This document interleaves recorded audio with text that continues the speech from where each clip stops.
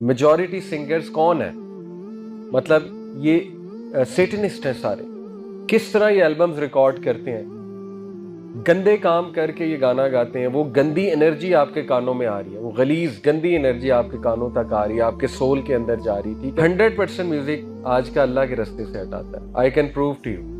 Music एक ऐसा subject है कि आई विश कि मैं इस पे कोई हल्की बात कर सकता और कोई लचक दे सकता, लेकिन इसको मैंने इतने एंगल से स्टडी किया, इतने एंगल स्टडी किया है कि मैं कहीं से कोई हल्की बात नहीं कर सकता म्यूजिक के बारे में। एक तो कुरान और हदीस का एंगल है, चलें कोई नहीं मानता, कोई कहता है यार नहीं आप गलत तफसीर बयान कर रहे हैं, ये नहीं है, बस अच्छा म्यूजिक सुन सकते हैं। दूसरा साइकोलॉजिकल एंगल है, म्यूजिकल इंस्ट्रूमेंट्स के psychological effects. Musical instruments brain के सेम उस पाथवे को एक्टिवेट करते हैं जो एडिक्शन का पाथवे है।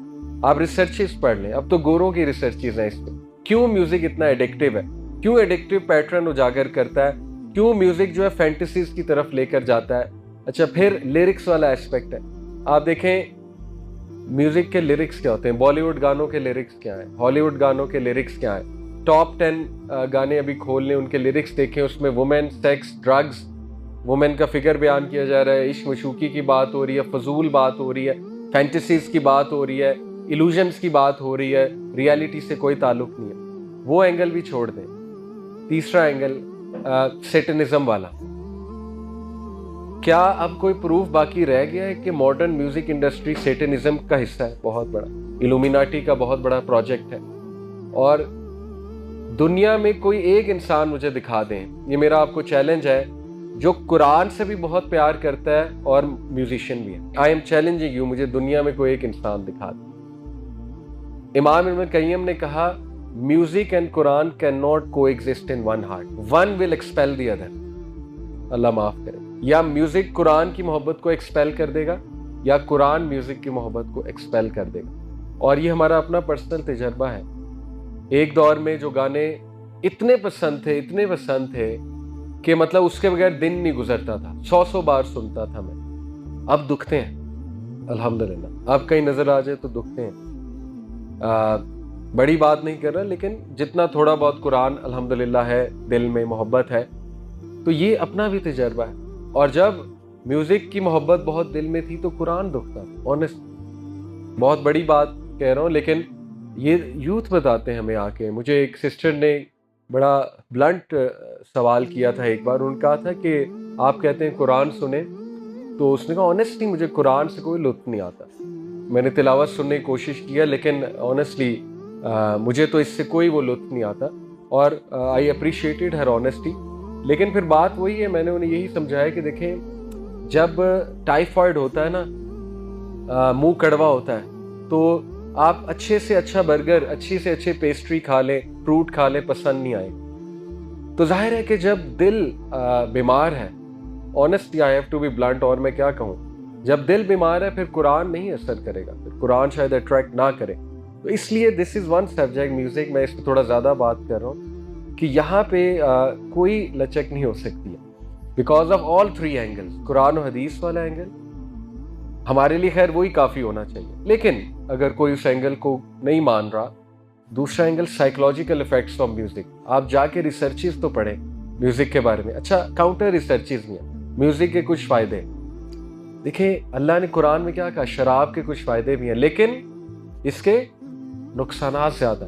ये भी फिक्र का एक उसूल है कि प्रोज एंड कॉन्स देख कर चीज़ अडॉप्ट करनी चाहिए। ठीक है, यानी ठीक है कोई फ़ायदे होंगे, लेकिन नुकसानात बहुत हैं। आप खुद बताएं, थ्रू आउट हिस्ट्री ऑनेस्टली बताएं म्यूजिक किस लिए इस्तेमाल हुआ।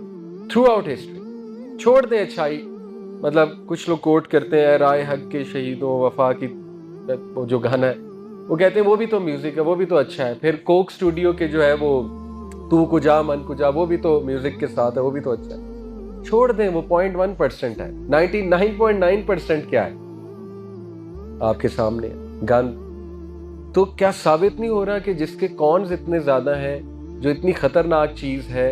अभी तो वो इल्यूमिनाटी सेटनिज्म वाले एंगल पे मैं नहीं गया, वो तो आप खुद देखें जाके कि ये मेजॉरिटी सिंगर्स कौन है, मतलब ये सेटनिस्ट हैं सारे।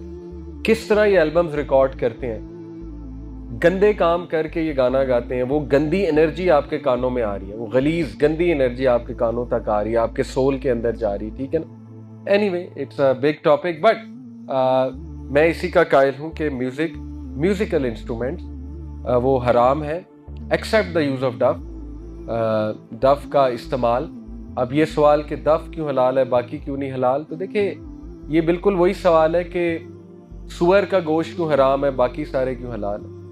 भाई सुअर का गोश्त भी गोश्त है लेकिन हराम है, मछली का गोश्त भी गोश्त है, बकरे का गोश्त भी, तो अल्लाह को पता है ना कौन सा गोश्त हराम करना है। इसी तरह अल्लाह को पता है म्यूजिकल इंस्ट्रूमेंट कौन से आपके लिए ज़्यादा डैमेजिंग है, और डफ की इजाज़त दी गई है, ऑल्दो उस पर भी उलमा के मुख्तलिफ ओपिनियन, लेकिन दफ की इजाज़त मिलती है क्योंकि वो एक वाक़या आता है कि बच्चियों ने दफ बजाया था और शादी पे भी दफ बजाया करते थे अरब। बट बचना चाहिए ऑनेस्टली। मॉडर्न म्यूज़िक जो है इट्स वेरी डेंजरस, उसके लिरिक्स बहुत डेंजरस हैं, उसके ट्यून्स बहुत डेंजरस हैं, बचना चाहिए, अपने आप को महफूज करना चाहिए इन चीज़ों से।